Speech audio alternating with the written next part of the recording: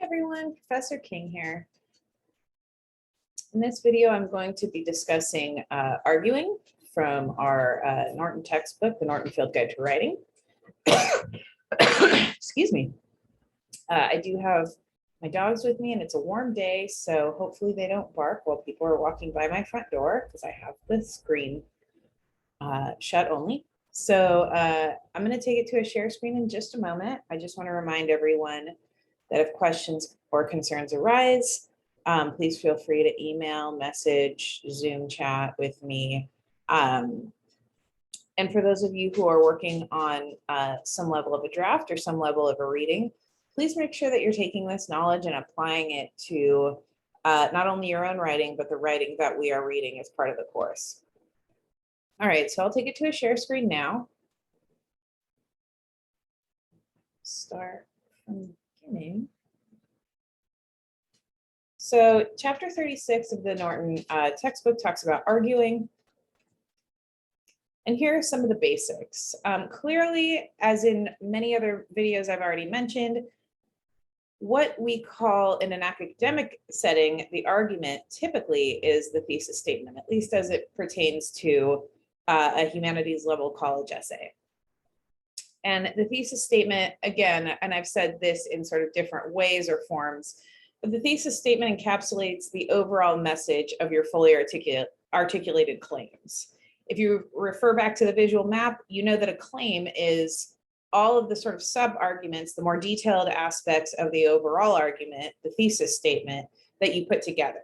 And that's why for some of you, when I gave advice on writing, I said to start with those body paragraphs if it's easier for you to kind of start at the details and work your way up, because you don't know the overall argument you're going to have until you have it, right? So sometimes it's easier to start with those claims, but the thesis statement takes all of those and encapsulates them into, you know, a summative 2 to 3 sentences, sometimes even 1 sentence, sometimes a little more, depending on the length of your essay. The thesis is supported by reasons. They can be part of the argument, again, that sort of thesis claim section, or they can be part of the plan and analysis portion of your essay. In other words, in arguing, you're giving reasons, and in sharing analysis, you're talking about the purpose for those reasons. They answer why you're making the claim that you're making. So again, that's why this critical thought aspect is so important and why we're shifting away from that older sort of high school model of like topic sentence, 30,000 pieces of evidence to follow it. Because when you have to explain why you're making the claim that you're making, you are pushed to engage in critical thought. You're pushed to explain your rationale, your reasons, in other words. And again, claims are typically sub-arguments that usually harken back to the thesis. If you look at the visual map, these are the things that lead those body paragraphs. And you want to make sure that you qualify your claims whenever you share them so that you come off as an objective and well-researched writer. So qualify your claims by asking yourself if the issue can be true in some circumstances and not others, if it can be true with only certain conditions, and if it can be true for some groups and not others. So the reason why we say to qualify claims is because it allows for complexity. And in every argument, there's going to be some complexity. So we want to get out of those sort of all or nothing ways of thinking where we're saying all these people do X, or every time this happens, X is the result. Because again, there's a lot of variance, there's a lot of gray area in our world. And we want to honor and acknowledge that complexity by using, you know, words like sometimes, in these situations, under these conditions, in these groups, at these times. And some of those words and many more are going to be in this chapter of the textbook. So in terms of evidence, the evidence again is the show to the claims tell. So the evidence shows us the argument that we're telling in the claim.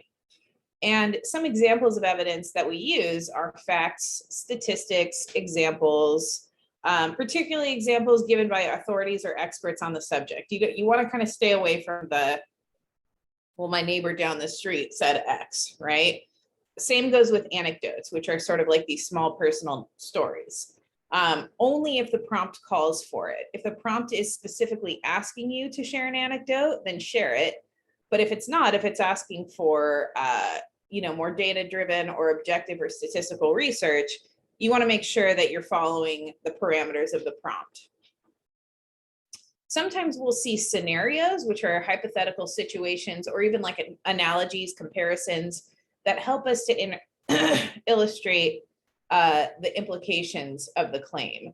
And there's one here, kind of like a scenario. It's more of a joke, a meme, if you will. And it says that more Americans have been dumped by Taylor Swift than have died from Ebola. So what we're doing here is we're setting up essentially a comparison, and we're setting up a hypothetical. The comparison being that not very many people in the United States have died from Ebola, right?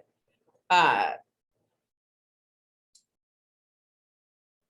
hypothetical situation that we could come up with then is it's probably not wise to be worrying about Ebola when we know of how few people have died from it.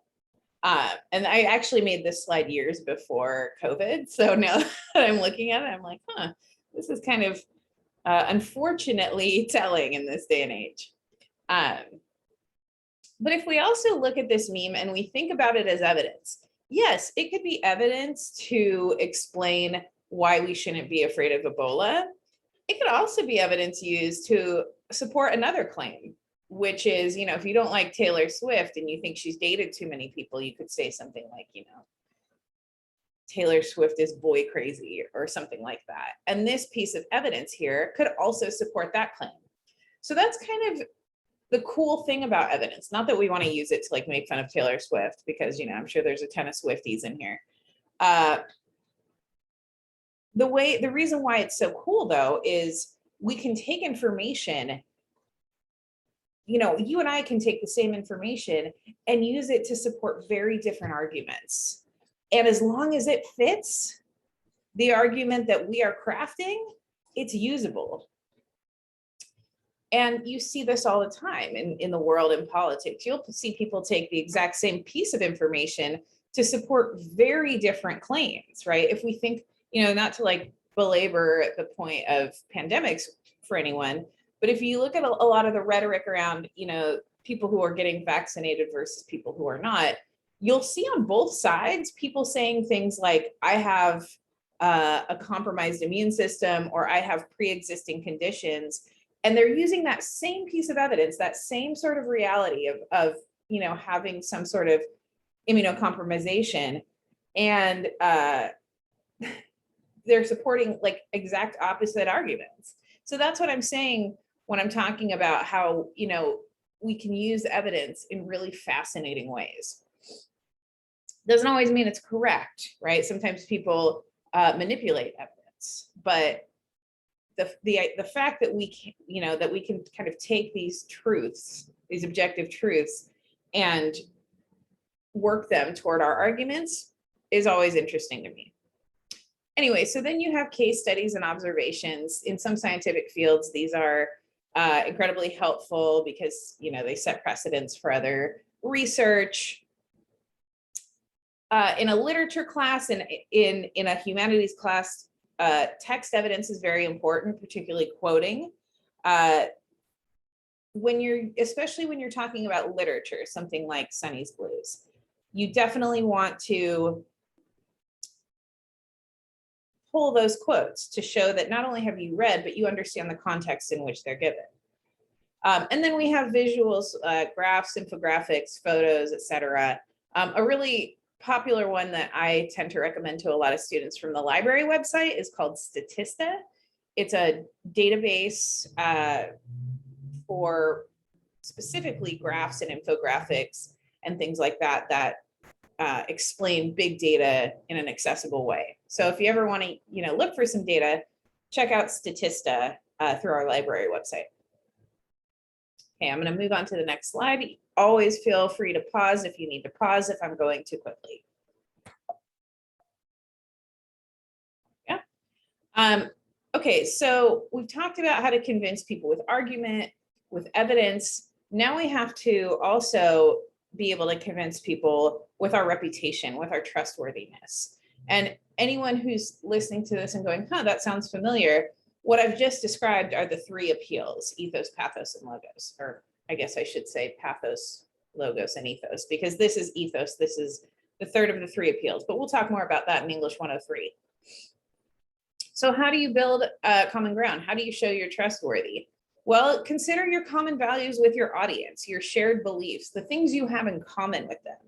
You know, unfortunately, when we go on TikTok or Instagram or Twitter or one of these very kind of like soundbitey platforms, we don't really look at the complexity of an argument, and we're not really seeing our audience. And so you can find out something about someone and just immediately shut them out, right? Like, oh, this person is of this political leaning, I'm not going to listen to anything they have to say. Or this person is a fan of this sports team, I'm not going to take them seriously. And it's unfortunate because it's an incredibly limited way of looking at people. And people are wild, right? Like, I don't know, everyone that I've ever met, is even the most boring ones, you know, and I'm speaking about myself clearly, that you think you're going to meet, they end up having these insane stories, these complex lives, these rich internal, you know, narratives, or rich internality, whatever you want to call it. So, you know, try to find those things as one complex person to a group of complex people that you can build common ground with, because that's going to help your argument. And that's why also we want to stay out of these, like, all these people do this and, you know, none of these people do that kind of language, because that loses the common ground you're trying to build. Make sure you incorporate other viewpoints, even if you disagree with them. You want to make sure you acknowledge them, that you accommodate and respect them. But still, when you are talking about counter arguments, you have to refute them and ultimately show why your side is the preferred one. That is why we discuss counter arguments in writing. It's not to say, kumbaya, we're all friends and this person disagrees. It's to say, I acknowledge that this person doesn't agree with me. I acknowledge this argument, and here's why my side is the preferred one, you know, according to me. So keep that in mind when you're thinking about counter arguments. I'm going to go over the logical fallacies very quickly, because honestly, logical fallacies are more of a 103 thing. But if you know of any, then make sure that you're sort of staying away from them, right? Because they're things that are kind of cheap and easy to use and that can sway some people, but they're not going to sway people who know argument well. They're going to look like a mess. So ad hominem are against the man. It's essentially when you attack someone's person or character or past, and it has nothing to do with the argument at hand. Just like the example I used, right? If that person's political party is not the one that I prefer, and I say, oh, well, you know, he's from this political party, so he's an idiot, that's an ad hominem attack. I'm not giving this person any space to allow me to see his complexity as a human being and as an arguer, and I need to do that. Bandwagon appeals, you know, this sort of like, if everyone were jumping off a bridge, would you jump off a bridge too? You don't want to do that, right? Just because something is popular does not mean that it is logically sound. And just because something's logically sound doesn't mean that it's popular. You know, skeptics are some of the, you know, there's some of the people who are last invited to the party, I guess I'll say. So, but we need skepticism. We need healthy skepticism in order to expand our knowledge, because the more we just sort of fall in line and go, okay, I agree with everybody else, the less, again, we sort of push that knowledge envelope for future generations. Begging the question is essentially like something that is assumed to be true without any evidence other than the statement itself. And it essentially, it entails a sort of circular logic, right? I think he's stupid because he's dumb. He's also ugly because he's unattractive, right? It just kind of by using these same synonyms to explain what we mean, we're going in circles. And a lot of people who aren't comfortable with analysis start to do this when they get into the analysis portion, because they have never tried analysis before, so they're not really sure of how to address it. But we have to get out of that mode and really ask ourselves, what am I saying and why am I saying it? And we keep going down that road without getting into repetitions. Either or fallacies are where we separate and create these sort of essentialist categories for things, again, without acknowledging the complexity of an argument. So a very common one is like the gender or sexual orientation binary, right? Like, so this notion, this false and very misled notion that people have to be either male or female, when, you know, science and sociology and psychology and the study of the brain and the study of the genital organs and the study of all of these things for years have been telling us, you know, and other cultures, right, non-Western cultures who have honored multiple spirit or multiple sexuality, multiple gender orientation, you know, have been telling us this for years, that no, there are definitely more than two genders. And to just sort of create these binaries can be not only incorrect, but incredibly harmful if we're not acknowledging people's true humanity for who they are, if we're sort of trying to push them into a category where they don't exist. And they, you know, their lived experience tells them they don't exist there. So that's a kind of example of an either or fallacy. There's a few more, but again, I don't want to burden you with too much discussion of these. So I'll leave this up if you want to kind of study them on your own. We have the straw man here, which is essentially kind of making the counter argument you're addressing seem like something it's not, so then you can easily shut it down. But it's essentially like a distraction. A red herring is something that is meant to sort of take your attention away from an argument, from the subject matter, and it has nothing to do with the argument at hand. You know, faulty causality, like giving water to plants makes them grow strong, so the only thing we can give our kids is water. That's not necessarily the case, right? And then my favorite one, which I always like to share with you, and I think this is almost the end of the slide, so I'll kind of tell this story. I always ask students, what grade do you want to earn in this course? And most people are like an A, clearly. You know, some people are like, English is not my best subject, I'll be happy with a C. But, you know, you get those students who are like, I need an A in this course. And if you're one of those people, this is going to make perfect sense to you. So if you don't get an A, then what happens? Well, I fail the class. Well, if you fail the class, what happens? I fail out of college. Well, if I fail out of college, what happens? I never get a job. And if you never get a job, what happens? I'm living in a van down by the river. And then if you're living in a van down by the river, what happens? Well, I don't have any money or capital to, you know, spread around or to spend money on stuff. So people stop wanting to hang out with me. And if people stop wanting to hang out with you, you lose your family and your friends and your loved ones. And then you're alone forever. The end, right? That's a slippery slope, because we went from not getting an A in the class to being alone forever, the end. And a lot of our brains tend to do this because our brains are wild. Again, we are wild as human beings. We are some wild ones there. So we kind of go on these very quick, you know, it's like if you're skateboarding at the top of a hill and then somebody puts Crisco grease all over the hill, you're going to, right? And you're going to like crash into something. That's what a slippery slope in an argument is. It turns like this seemingly mild thing into a major catastrophe. And so don't do that, because like the odds of it happening, not so much. You're going to be fine in my class, I promise, as long as you stick with it.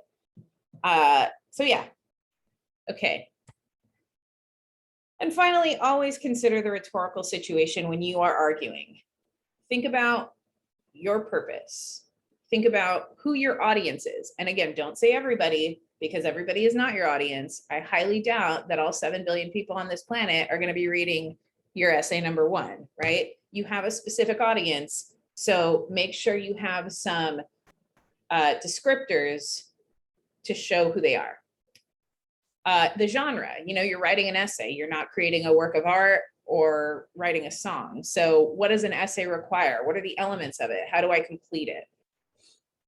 Make sure you know your stance. What is your argument? How do you stand on this issue? And think about use of media and design, particularly as we're talking about MLA formatting. So I think I kind of went through that one, but there was a lot to share. So I hope it wasn't too fast for anybody. I'm going to take it off stop share now. Again, always, if you have questions, comments, or concerns, please feel free to contact me in the ways that I always mention: Canvas, email, etc. Again, stay away from Pronto, because I'm done with Pronto. But yeah, I hope this helped. I hope you all have a wonderful evening and rest of your weekend. And I will see you in cyberspace.